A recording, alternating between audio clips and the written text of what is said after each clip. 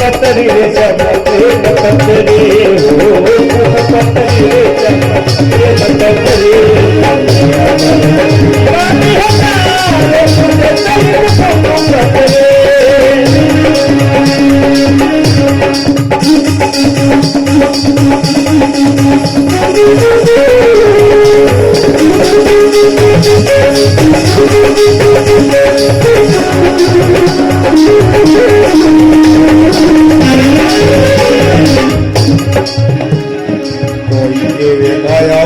कोई केवे बंसी वालो कोई केवे गया वालो कोई केवे बंसी वालो कोई केवे मदन गोपाल कैसे लिखू तो को बदरी मदन गोपाल कैसे लिखू तो सावरिया मारा नाम हजार कैसे लिखू तो को बदरी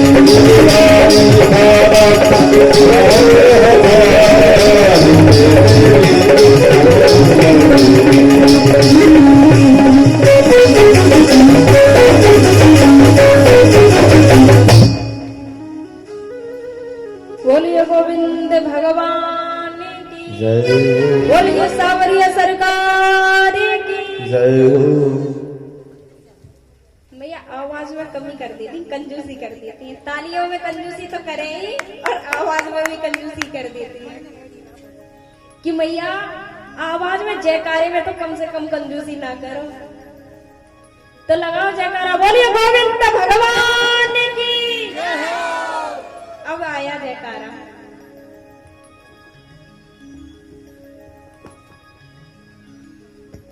बोलिए ठाकुर जी महाराज की। इसी बीच कुछ दानदाताओं की सूची 500 रुपये श्री गंगा माता मंदिर से मोहित दीक्षित, एक बार जोरदार तालियां।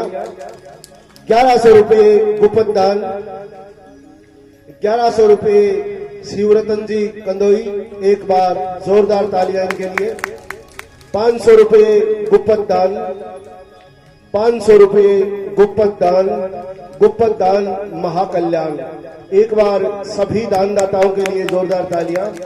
माँ अन्नपूर्णा की कृपा सदा आप पर यूं ही बनी रहे, अन्न के भंडार आपके सदा भरे रहे, आपकी सभी मनोकामना पूर्ण हो। बोलिए ठाकुर जी महाराज की। मैया इस तरफ से, मैया इस तरफ जो मैया बैठी हुई है सभी बीच में आ जाए, क्योंकि जब पंडाल भरा हुआ दिखता है ना तो मुझे कहने में भी आनंद आएगा और आपको सुनने में भी आनंद आएगा।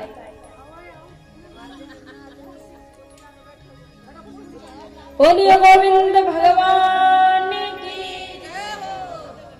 तो मैया इधर जब रुक्मणी जी ने कन्हैया जी को पत्र भेजा है पंडित जी महाराज से, तो पंडित जी पत्र को लेकर के गए हैं। जब पत्र को लेकर के गए हैं तो कन्हैया जी के पास पहुंच जाते, तो पंडित जी ने भी नहीं देखे कि कन्हैया जी कौन से हैं, लेकिन कन्हैया जी को तो पता है कि मुझे कोई लेवाने के लिए आ रहा है, मुझे ले जाने के लिए कोई आ रहा है। कि तन की जाने मन की जाने, जाने चित्त की चोरी, बा प्रभु से का बचो जाके हाथ में जीवन डोरी। कि जो घट घट के वासी है उनसे क्या छुपाए। तो भगवान कन्हैया के पास में जब पहुंच जाते हैं तो पंडित जी महाराज से पूछा कि हाँ महाराज कैसा आना हुआ आपका। तो पंडित जी महाराज बोले कि मुझे कन्हैया से काम है, कन्हैया जी को मैं पत्र लेके आया हूँ, कन्हैया जी के लिए पत्र आया है। तो कन्हैया जी ने कहा कि बताइए कन्हैया जी, मैं ही हूँ, क्या काम है। तो पंडित जी कहते हैं कि आप पक्का कन्हैया जी हो।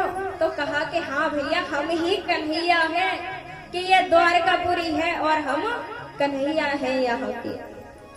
तो पंडित जी ने कहा कि राजा भीष्म की जो पुत्री है रुक्मणी, वो प्रभु आपका इंतजार कर रही है कि उसके भाई ने अपने साले शिशुपाल के साथ में उसका विवाह कराने के लिए तय कर दिया है, लेकिन वो उस विवाह से खुश नहीं है। वो आपके साथ में प्रभु विवाह करना चाहती है।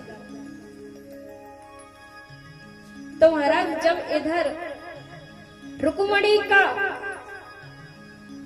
विवाह होने के लिए है तो 2 दिन पहले ही अपने माँ के गले में बाहें डाल करके रोने लगी है। तो जब रोने लगी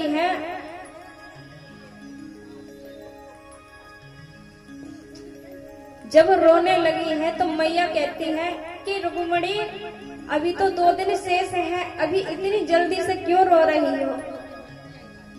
तो रुक्मणी जी ने कहा कि मैया कि मैं माँ कात्यायनी का पूजन करना चाहती हूँ, अपनी शादी से पहले मैं माँ कात्यायनी का पूजन करना चाहती हूँ।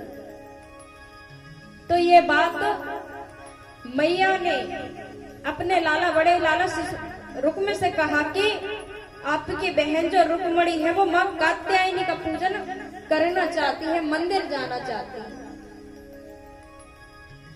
तो रुक्म ने कहा कि यदि मंदिर जाना चाहती है तो दासियों को साथ में भेज दो जो कि चली जाएं और कात्यायनी